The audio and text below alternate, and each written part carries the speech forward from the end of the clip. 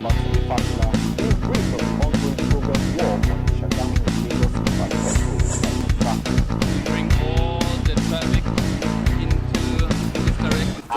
We are going to work to ensure that better during the day after the traffic. If we don't do what we need to do now, the road will collapse. Hello, welcome to another interesting episode of your program Infrastructure Weekly. I am your regular host, Ajibola Onwuchekwa. In this week's episode, as usual, we'll go through the various sectors under the Ministry of Power Works and Housing to visit project sites and give a status update of when of the projects will be delivered and what has changed about them. Join us after this break for the program proper. Coming together of opportunities, and this is what Infrastructure is the backbone of development, which explains the Buhari government's effort at bridging the facility gap. Infrastructure Weekly is a television package designed to bring you latest information on hundreds of development projects going on in various sectors all over the nation. there is no state in Nigeria today where you will not see our contractors busy at work. Power generation, rural electrification, road rehabilitations, national housing scheme, construction of roads and rail lines across the country, you name it. We are now able to produce 7,000 megawatt of power. That is no longer debatable. Infrastructure Weekly is Nigerians working together for a better Nigeria. So be better informed to take better informed decisions. Watch Infrastructure Weekly, showing on Channels Television Thursdays 2:30 p.m., NTA Network Wednesdays 5 p.m., and QTV News Fridays at 8 p.m. Infrastructure Weekly, making development known. We begin today from the power sector. For some time now, the issue of access to power for rural dwellers has been one that many Nigerians have identified as one of the major reasons behind the unprecedented level of rural-urban migration. With this in mind, the federal government, through the Rural Electrification Agency, has launched an initiative that will help to gain access to electricity for rural dwellers to enhance development at the grassroots and ensure reduction in rural-urban migration. The initiative, which is a pilot project to start from 5 states, will connect 70 communities to electricity through off-grid solutions. The initiative, according to the Minister of Power Works and Housing, Babatunde Fashola, is part of an integrated development for plan of the rural areas. Young Nigerians under 40 years of age presently constitute the membership of the board of the Nigeria Rural Electrification Agency, including the Managing Director, Damilola Ogunbiyi. Minister of Power Works and Housing, Babatunde Fashola, says the Rural Electrification Plan has enabled the federal government to access about $200 million to run a pilot in 70 communities in 5 states of the Federation. Gora community in Karu local government area of Nasarawa State is one of the dozen communities having access to electricity, whether on mini-grid or off-grid, and this demonstrates that the government is working. We are going to run a pilot of 70 communities like you in 5 states, while we continue to gather more data of where communities like you are who do not have access. So it's a story of access that we really want to tell. So one of the reasons why I'm happy to have you here is that you are the faces of access to electricity under this administration. This will also demonstrate to those who do not know that while we are working to fix the challenges of the grid, when we are saying that we are now generating 7,000 megawatt and we have distribution challenges, our work doesn't start and end on the grid. More communities are getting electricity off the grid, and Gora is an example of what we have done with off-grid power. This valuable development has made it possible for my people to be at home and view the achievement of this administration, more especially in the areas of power, road construction, rail construction, housing, Ample Borrowers Program, Empower, Trader Money, amongst others. Number 1, education.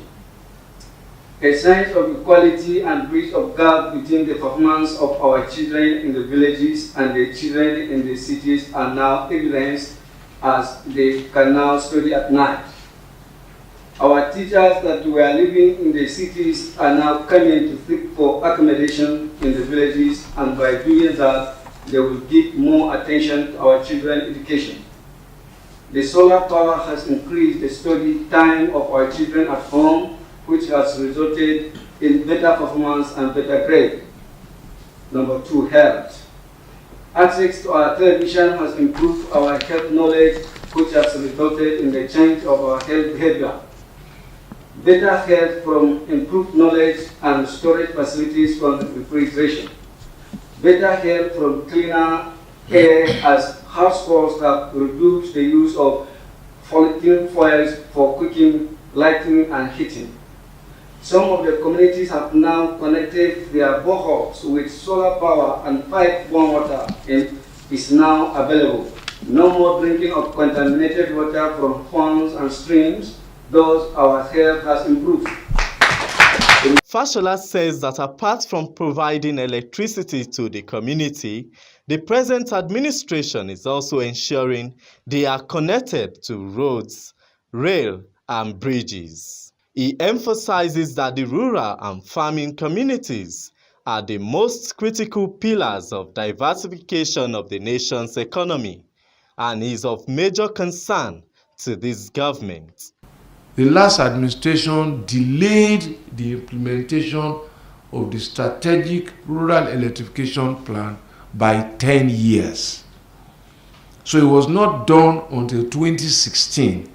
And as soon as we presented it to President Buhari, he had no difficulty at all in approving it. It is that plan that is impacting your communities today. And you are one of the dozens of communities that have been impacted. Rural communities like you, farming communities like you, are the most critical pillars of the diversification of the Nigerian economy. They are the treasure stores of nutrition, food. They are the treasure house of building materials, quarries, mining pits, granite pits. And so our attention is particularly focused on rural communities under the direction of the president. What is good for the people in the cities must be good for the people in the rural communities. That is our mandate, and we will deliver it. The minister adds that the data of communities yet to access electricity would be gathered so as to extend power to them. If you're just joining us, the program is still Infrastructure Weekly, where we extract the achievements of the Muhammadu Buhari administration in the area of infrastructure development. You can get in touch with us for more comments, inquiries, and feedback on Facebook. That's Infrastructure Weekly, and on Twitter @infra_weekly. And still staying with the power sector, the Nigerian National Petroleum Corporation has disclosed plans to build more independent power plants in Abuja, Kaduna, and Kano. The plant, according to the Chief Financial Officer of the NNPC subsidiary Gas and Power Investment Company, Isiaq Abdulrazak, is expected to add 4,000 megawatts to the national grid. We'll be back after this break for more on the program. Stay tuned. Dear lottery operator, you've done a remarkable job so far getting into a business that has been highly criticized for many years. You've done well to uphold your credibility and boost confidence in the business. Kudos to you. This is just to remind you of the rules of the game as prescribed by the National Lottery Regulatory Commission. Gaming is not for persons under 18. Underage gaming is prohibited. Report illegal operators to the Commission, and also always remember the regulatory job of the Commission. Whatever your category, lotteries, sport betting, promos, scratch cards, games, it is the duty of the Commission to protect lottery players and the operators, as well as promote transparency and accountability. Licensees are also expected to play their part, which includes remittances to the National Lottery Trust Fund. For more information, please go to natlotteregcom.gov.ng. The National Lottery Regulatory Commission. Lottery the right way. Thanks so much for staying tuned. The program is still Infrastructure Weekly. You can get in touch with us on any of the social media handles showing on your screen. Following his re-election for another 4-year term in the 2019 general elections, we take a look at the achievements of the Buhari administration in the area of infrastructure development and employment generation through ongoing projects across the country. Let's take a listen. Nigeria's overdependence on oil revenue had been a great challenge to this government as a result of instability in the prices of oil in the last 4 years. Despite this challenge, President Muhammadu Buhari's administration has identified infrastructure development as one of the areas that will further place the economy on the path of inclusive, diversified, and sustainable growth in order to lift a significant number of Nigerians out of poverty. We are going to make significant inroads in advancing road, rail, and power projects across the country. The Ministry of Power, Works and Housing is one of the drivers of this government's commitment to renew and increase Nigeria's stock of infrastructure in order to achieve global economic competitiveness as targeted under the Economic Recovery and Growth Plan. In Nigeria's recent history, an unprecedented allocation of 12.7 trillion naira was spent on infrastructure in the 2016 and 2017 budgets. President Muhammadu Buhari's government did not stop, as there was also Nigeria's first ever diaspora targeted Eurobond that raised $300 million used to fund part of the 2017 budget, and Africa's first sovereign green bond that raised 10.69 billion naira used to fund infrastructure projects. The Buhari administration has demonstrated a strong commitment to upgrading and developing Nigeria's transport, power, education, and health infrastructure. Our progress report on public works relating to roads and bridges also confirms that we have fulfilled our promise. We have recovered the thousands of jobs that we were set out initially to do. This recovery is a result of a very expansive infrastructure spending that saw the works budget grow from 18.132 billion in 2015 to 394 billion in 2018. The outcome is that there is not one state, and I repeat this, there is not one state in Nigeria today where the federal government of Nigeria is not executing at least one road project and where construction workers are engaged on sites. In May 2018, the federal government launched the Presidential Infrastructure Development Fund under the management of the Nigerian Sovereign Investment Authority.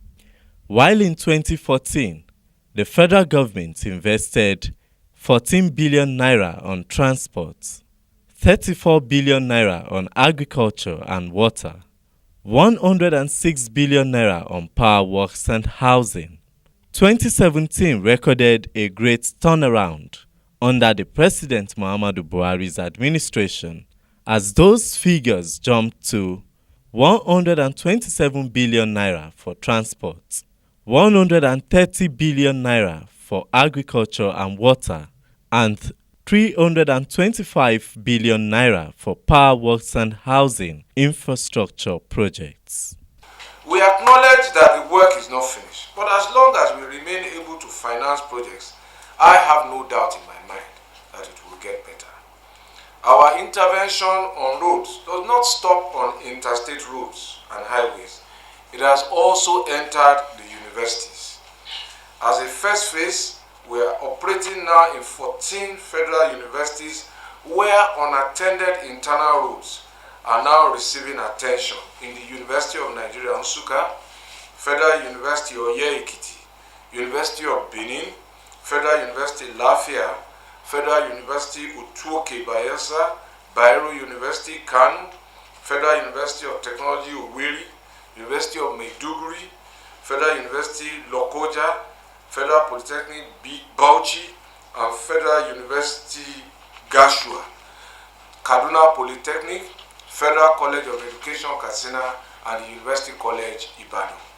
This is the first phase under the 2017 budget, and we are preparing to do more under the 2018 budget. The 2018 procurement is ongoing and will award more.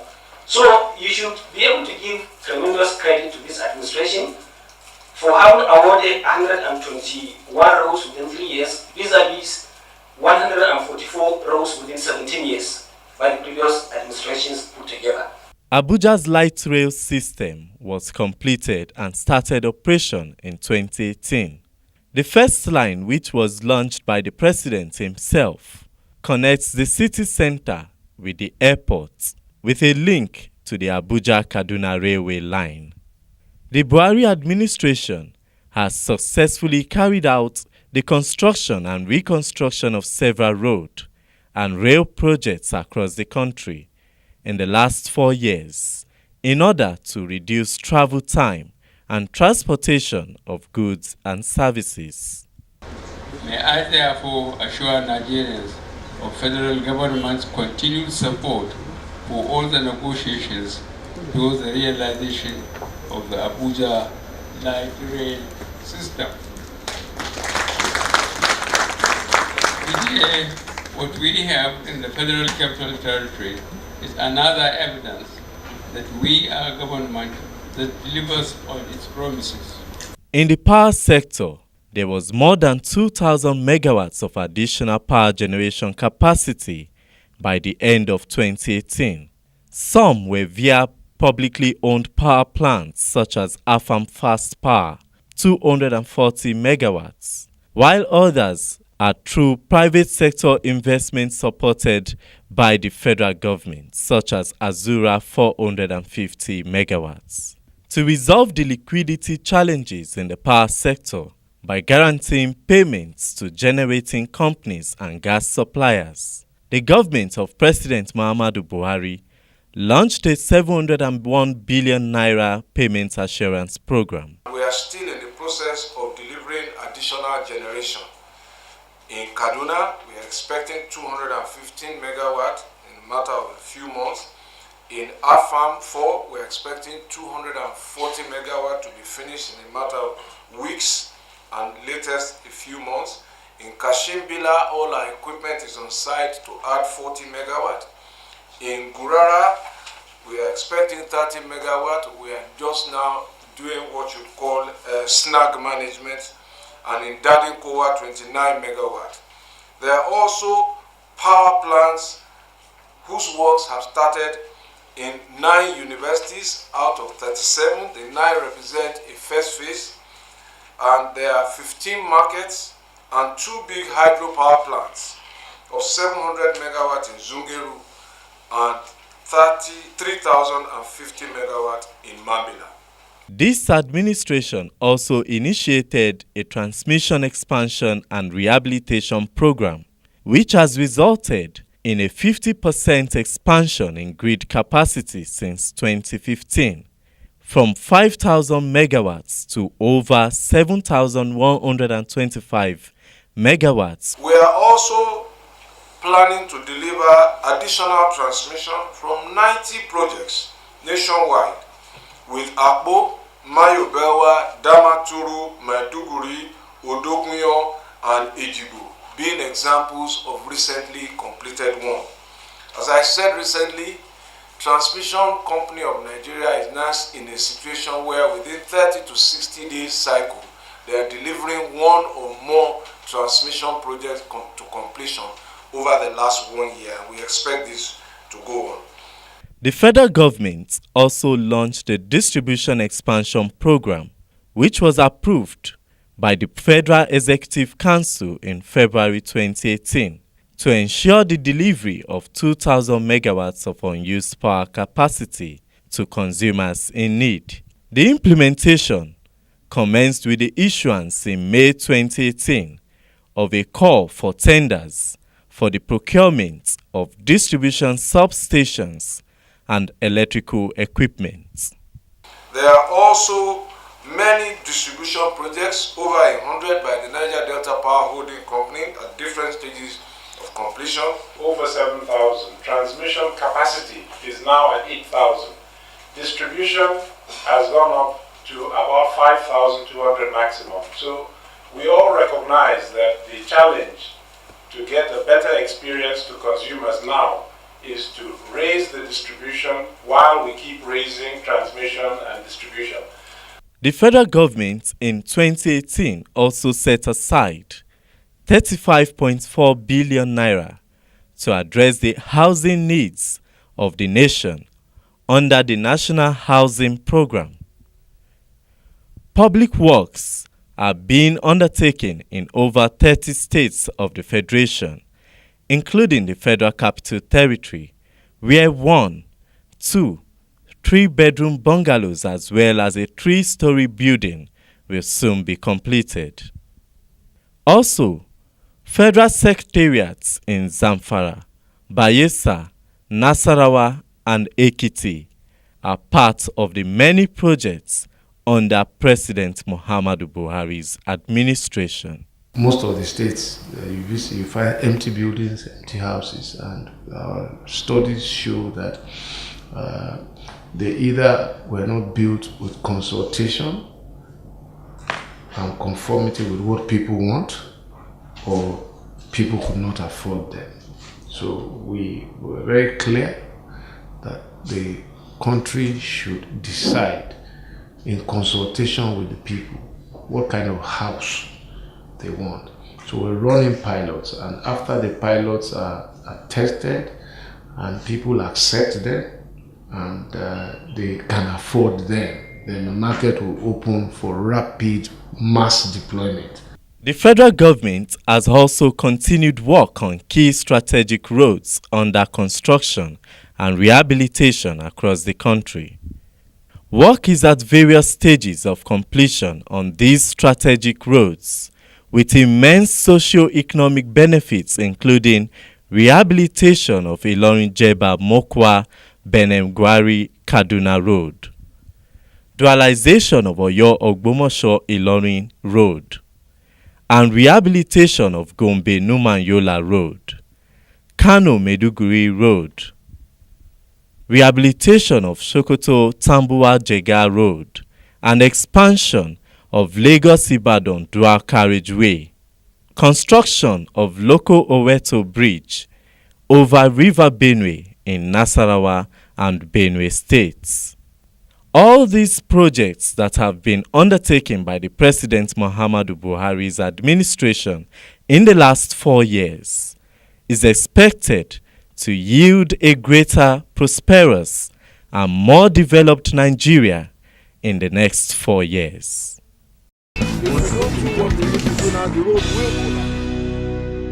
Join us after this break as we hit the home stretch to this week's episode of the program. Stay tuned. Coming together of opportunities, and this is what Infrastructure is the backbone of development, which explains the Buhari government's effort at bridging the facility gap. Infrastructure Weekly is a television package designed to bring you latest information on hundreds of development projects going on in various sectors all over the nation. There is no state in Nigeria today where you will not see our contractors busy at work. Power generation, rural electrification, road rehabilitations, national housing scheme, construction of roads and rail lines across the country, you name it. We are now able to produce 7,000 megawatt of power. That is no longer debatable. Infrastructure Weekly is Nigerians working together for a better Nigeria. So be better informed to take better informed decisions. Watch Infrastructure Weekly, showing on Channels Television Thursdays 2:30 p.m., NTA Network Wednesdays 5 p.m., and QTV News Fridays at 8 p.m. Infrastructure Weekly, making development known. Thanks so much for staying with us on the program. Next week is another time, and until then, be a good citizen, pay your tax, protect public utilities and infrastructure, and above all, eschew violence and continue to support government efforts aimed at enhancing infrastructure developments. Thanks so much for staying tuned. I am Ajibola Onwuchekwa. Bye for now.